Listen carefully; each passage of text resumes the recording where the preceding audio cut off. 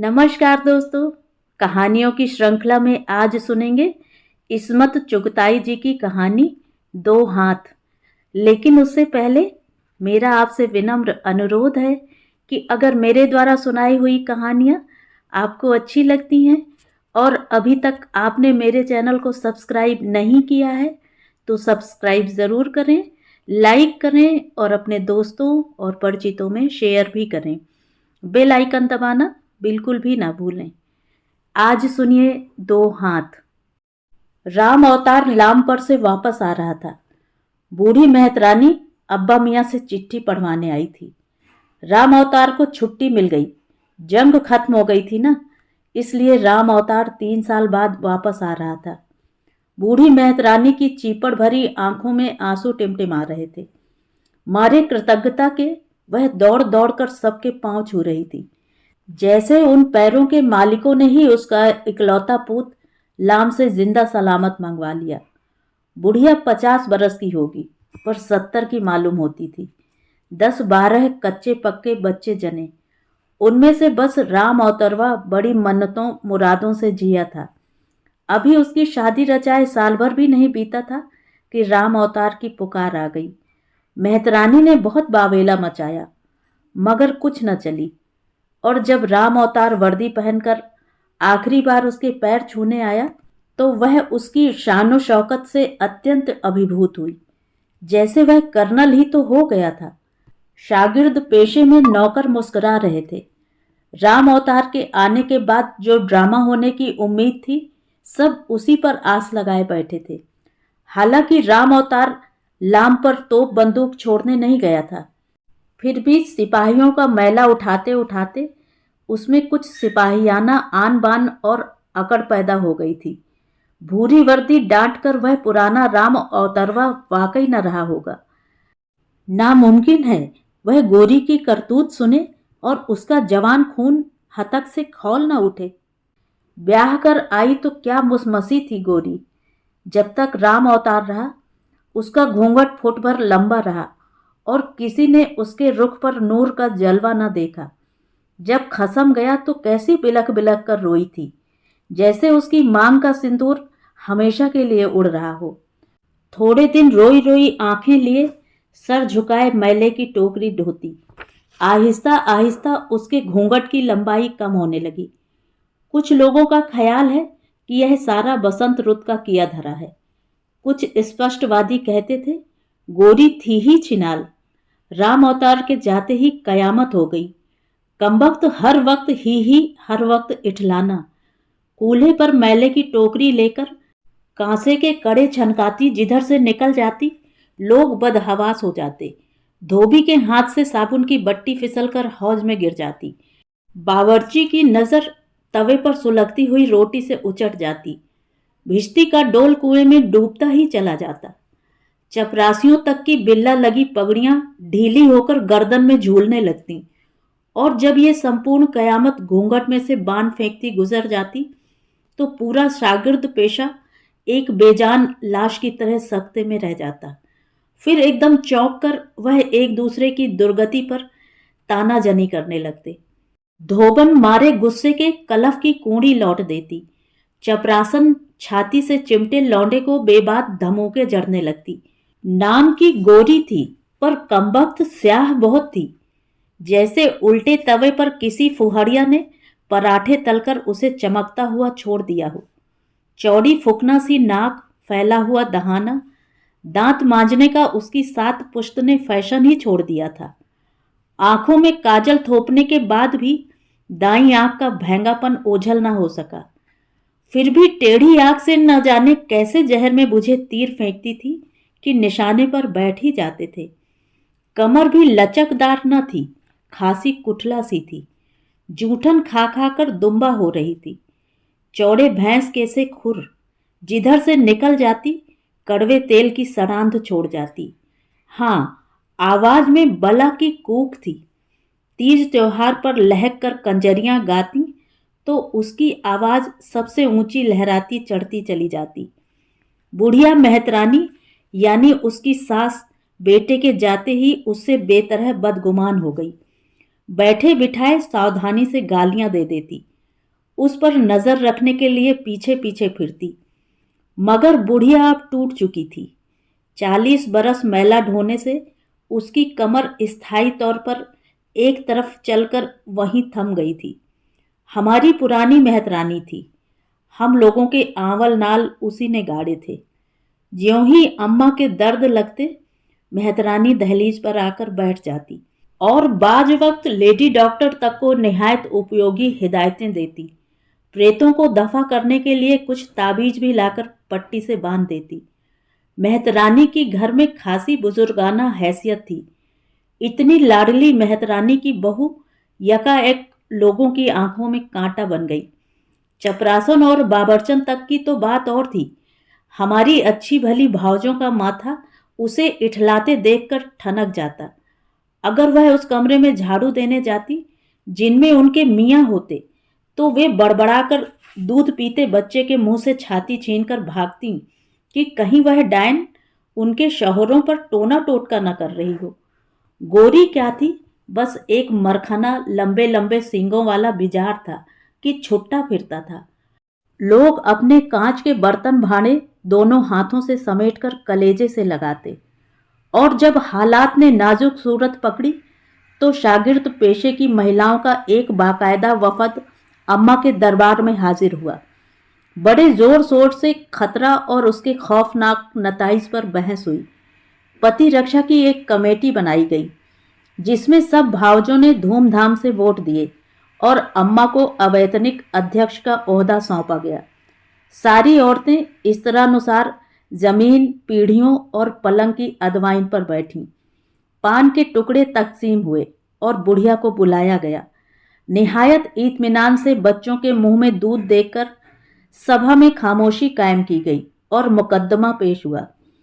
क्यों री चुड़ैल, तूने कामुक बहू को छूट दे रखी है कि हमारी छातियों पर कोदो दले? इरादा क्या है तेरा? क्या मुंह काला कराएगी?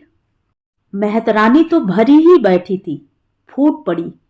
क्या करूं बेगम साहब, हरामखोर को 4 चोट की मार भी दई मैंने, रोटी भी खाने को न दई, पर राण मेरे तो बस की नहीं। अरे रोटी की क्या कमी है उसे? बावर्चन ने ईंटा फेंका। सहारनपुर की खानदानी बावर्चन और फिर तीसरी बीवी, क्या तीहा था कि अल्लाह की पनाह। फिर चपरासन, मालन और धोबन ने मुकद्दमे को और संगीन बना दिया। बेचारी मेहतरानी बैठी सबकी लताड़ सुनती रही और अपनी खारिश जदा पिंडलियां खुजलाती रही। बेगम साहब, आप जैसी बताओ वैसी करने से मोए ना थोड़ी, पर का करूं? का राण का टेटुआ दबाए देऊं? टेटुआ दबाने के सुंदर विचार से महिलाओं में खुशी की एक लहर दौड़ गई और सबको बुढ़िया से अत्यंत हमदर्दी पैदा हो गई। अम्मा ने राय दी, मुई को मैके फिकवा दे। ऐ बेगम साहब, कहीं ऐसा हो सके है? मेहतरानी ने बताया कि बहू मुफ्त हाथ नहीं आई है। सारी उम्र की कमाई पूरे 200 झोंके हैं, तब मुस्टंडी हाथ आई है। इतने पैसों में तो 2 गाय आ जाती, मजे से भर कलसी दूध देती, पर ये राण तो दुलत्तियां ही देती है। अगर इसे मैके भेज दिया गया तो इसका बाप इसे फौरन दूसरे मेहतर के हाथ बेच देगा। बहू सिर्फ बेटे के बिस्तर की जीनत ही तो नहीं, 2 हाथों वाली है, पर 4 आदमियों का काम निपटाती है। राम अवतार के जाने के बाद बुढ़िया से इतना काम क्या संभलता? ये बुढ़ापा तो अब बहू के 2 हाथों के सदके में बीत रहा है। महिलाएं कोई नासमझ न थीं। मामला नैतिकता से हटकर आर्थिकता पर आ गया था। वाकई बहू का वजूद बुढ़िया के लिए लाजमी था। 200 रुपए का माल किसका दिल है कि फेंक दे? उन 200 के अलावा ब्याह पर जो बनिए से लेकर खर्च किया था, जजमान खिलाए थे, विरादरी को राजी किया था, ये सारा खर्चा कहाँ से आएगा? राम अवतार को जो तनख्वाह मिलती थी वह सारी उधार में डूब जाती थी। ऐसी मोटी ताजी बहू अब 400 रुपए से कम में ना मिलेगी। पूरी कोठी की सफाई के बाद और आसपास की 4 कोठियां निपटाती है। राण काम में चौकस है वैसे। फिर भी अम्मा ने अल्टीमेटम दे दिया कि अगर इस लुच्ची का जल्दी जल्दी कोई इंतजाम न किया गया तो कोठी के अहाते में नहीं रहने दिया जाएगा। बुढ़िया ने बहुत बावेला मचाया और जाकर बहू को मुंह भर भर कर गालियां दी, झोंटे पकड़कर मारा पीटा भी। बहू उसकी जर खरीद थी, पिटती रही, बड़बड़ाती रही और दूसरे दिन सारे मामले की धज्जियां बिखेर दी। बावर्ची, भिश्ती, धोबी और चपरासियों ने तो अपनी बीवियों की मरम्मत की। यहां तक कि बहू के मामले पर मेरी सब भाभियों और शरीफ भाइयों में भी खटपट। भाभियों के मैके तार जाने लगे। गरज बहू हरे भरे खानदान के लिए सुई का कांटा बन गई। मगर 2-4 दिन के बाद बूढ़ी मेहतरानी के देवर का लड़का रतिराम अपनी ताई से मिलने आया, फिर वहीं रह पड़ा। 2-4 कोठियों में काम बढ़ गया था, सो वह भी उसने संभाल लिया। अपने गांव में आवारा ही तो घूमता था। उसकी बहू अभी नाबालिग थी, इसलिए गौना नहीं हुआ था। रतिराम के आते ही मौसम एकदम लोट पोट कर बिल्कुल ही बदल गया। जैसे घनघोर घटाएं हवा के झोंकों के साथ तितर बितर हो गईं। बहू के कहकहे खामोश हो गए, कांसे के कड़े गूंगे हो गए और जैसे गुब्बारे से हवा निकल जाए तो वह चुपचाप झूलने लगता है, ऐसे बहू का घूंघट झूलते झूलते नीचे की तरफ बढ़ने लगा। अब वह बजाय नथ बिना बैल के निहायत शर्मीली बहू बन गई। तमाम महिलाओं ने संतोष की सांस ली। स्टाफ के मर्दवे उसे छेड़ते भी तो वह छुई मुई की तरह लजा जाती और ज्यादा आंखें दिखाते तो वह घूंघट में से भैंकी आंख को और तिरछा करके रतिराम की तरफ देखती, जो फौरन बाजू खुजलाता सामने आकर डट जाता।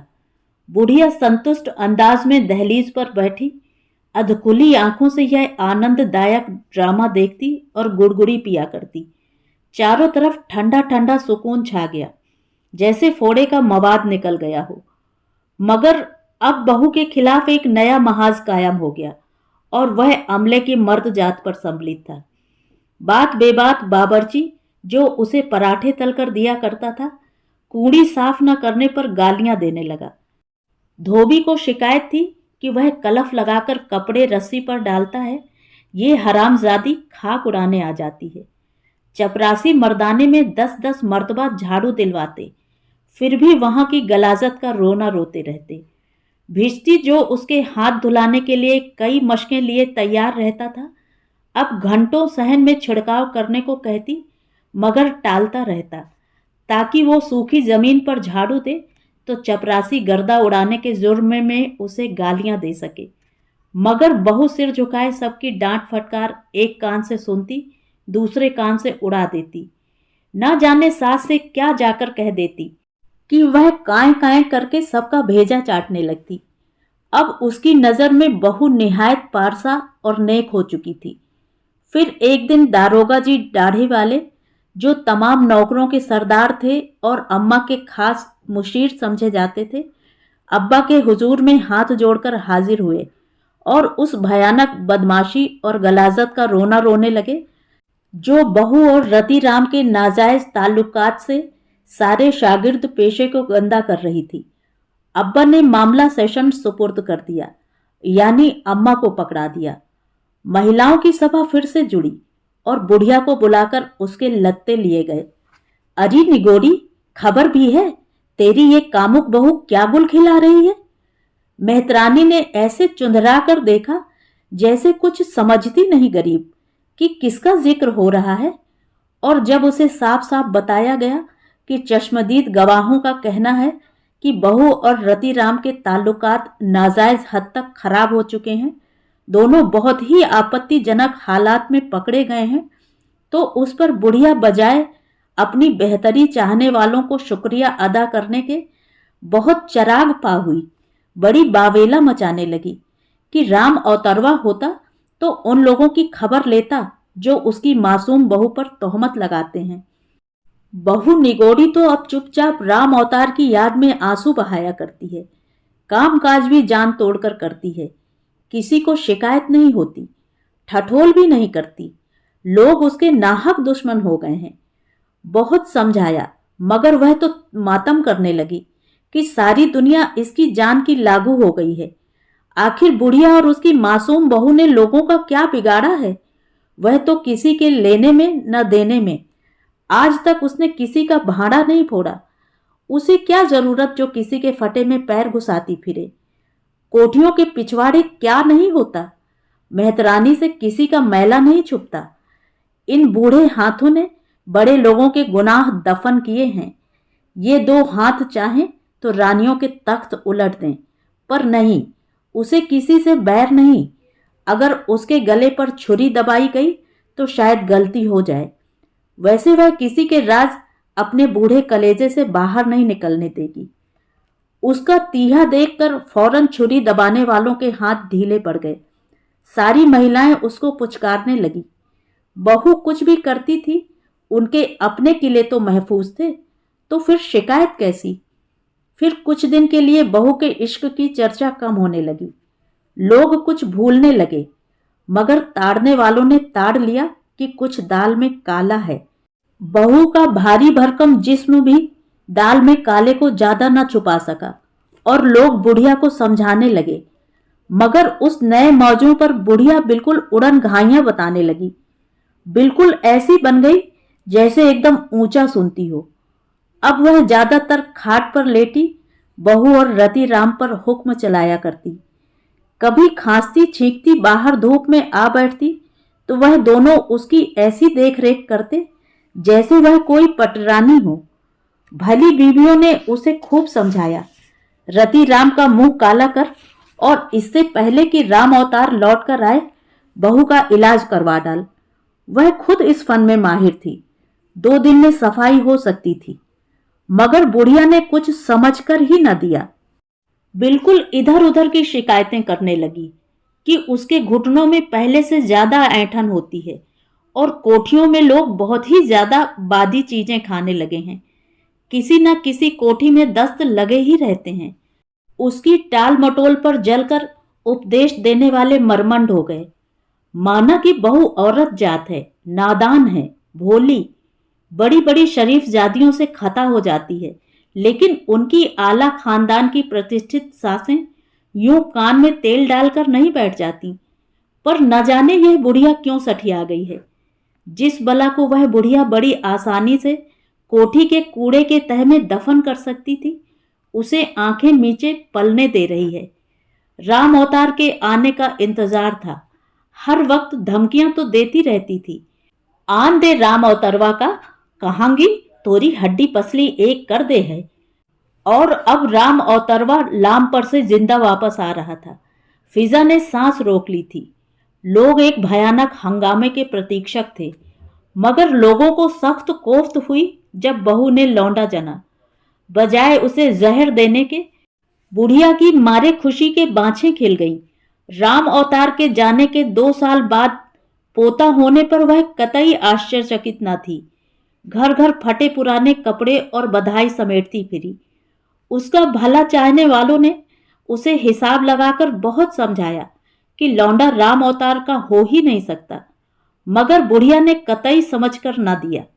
उसका कहना था, आषाढ़ में राम अवतार लाम पर गया, जब बुढ़िया पीली कोठी के नए अंग्रेजी बजा के संडास में गिर पड़ी थी।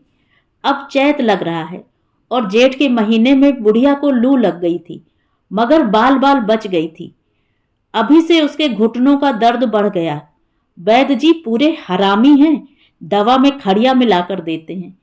इसके बाद वह बिल्कुल असल सवाल से हटकर खिलाओं की तरह औल फौल बकने लगती। किसके दिमाग में इतना बूता था कि वह बात उस बुढ़िया को समझाता जिसे न समझने का वह फैसला कर चुकी थी। लौंडा पैदा हुआ तो उसने राम अवतार को चिट्ठी लिखवाई। राम अवतार को बाद चुम्मा प्यार के मालूम हो कि यहाँ सब कुशल है और तुम्हारी कुशलता भगवान से नेक चाहते हैं और तुम्हारे घर में पूत पैदा हुआ है, सो तुम इस खत को तार समझो और जल्दी से आ जाओ।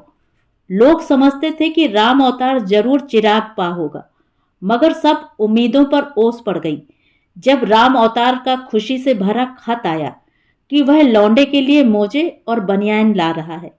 जंग खत्म हो गई है, अब वह बस आने ही वाला है। बुढ़िया पोते को घुटनों पर लिटाए खाट पर बैठी राज किया करती।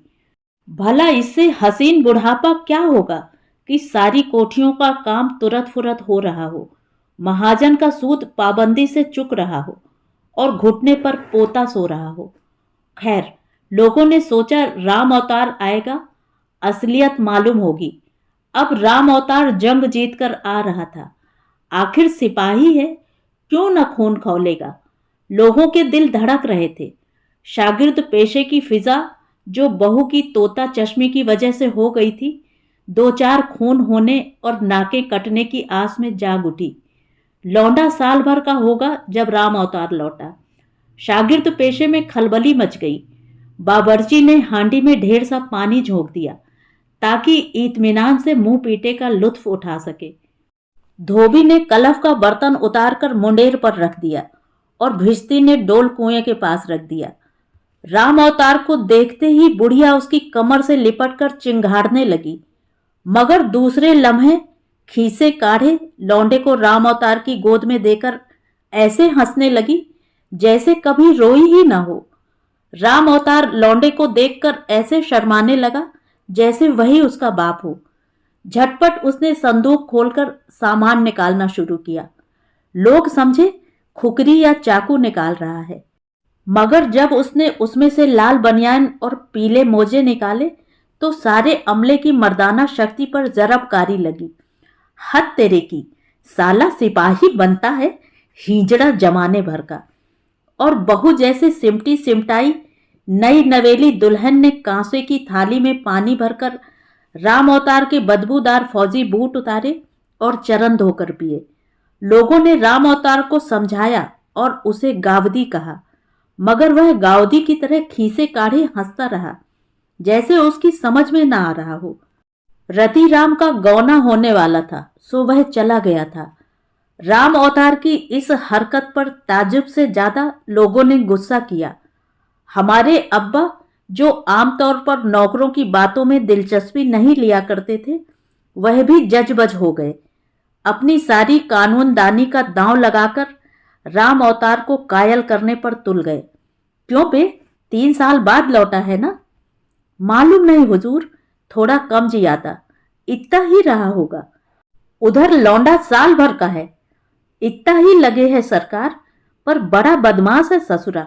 राम अवतार शर्माए। अबे तू हिसाब लगा ले। अब क्या लगाऊं सरकार? राम अवतार ने मरघिल्ली आवाज में कहा। उल्लू के पट्टे, यह कैसे हुआ?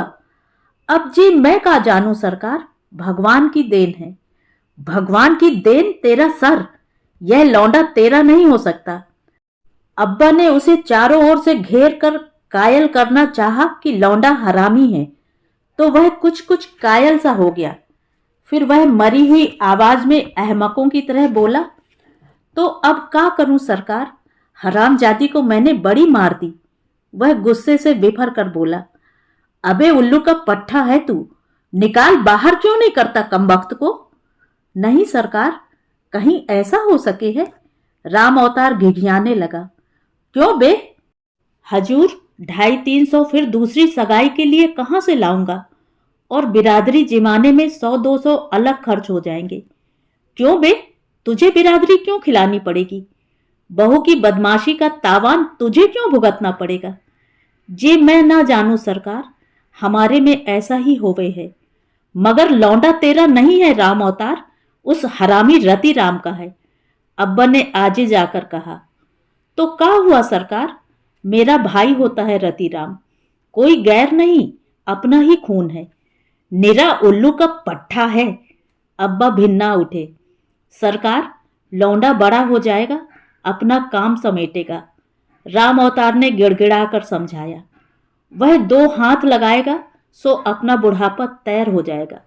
शर्म से राम अवतार का सर झुक गया, और ना जाने क्यों एकदम राम अवतार के साथ अब्बा का भी सर झुक गया, जैसे उनके जहन पर लाखों करोड़ों हाथ छा गए।